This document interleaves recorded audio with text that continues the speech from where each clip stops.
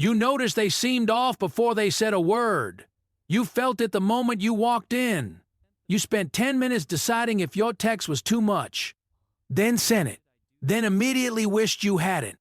You apologize when someone bumps into you. You make yourself smaller so others feel bigger. And you call it being considerate. But psychology says this isn't just kindness. Something much older is running underneath all of it. Psychologists call this Fawn response.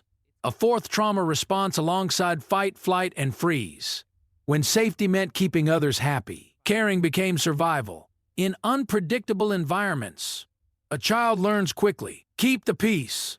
Manage the mood. Make yourself useful. And the threat stays quiet. That child grew up. But the strategy didn't leave with the childhood. It just moved into every relationship, every workplace, every room. You feel other people's emotions as if they're your own. Someone across the room is anxious, and your chest tightens before you even know why. You track everyone's mood like a weather system. Who's quiet today? Who seemed different in that message? Who you might have accidentally upset 3 days ago? You say yes when you mean no. Because disappointing someone feels physically worse than disappointing yourself. Every single time. You rehearse difficult conversations for days.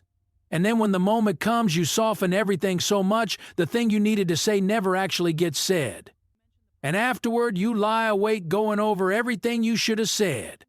The Karen person's version of a post-match analysis. Except nobody wins.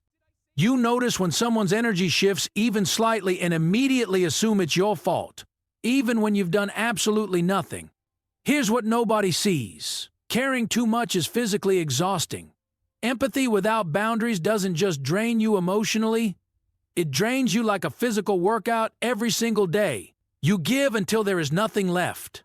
And then when someone finally asks how you are, you say fine.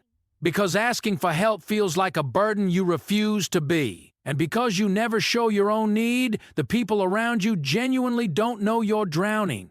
They think you're fine. You train them to think that. People who care too much attract people who care too little. Not by accident.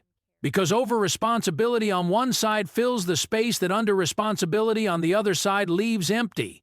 You also confuse being needed with being loved, and that confusion quietly shapes every relationship you walk into. When someone doesn't need you, it feels like rejection. When someone is fully capable without you, it can feel like abandonment, even when you know rationally that it isn't. Here's the part nobody says out loud. Sometimes caring too much is about control.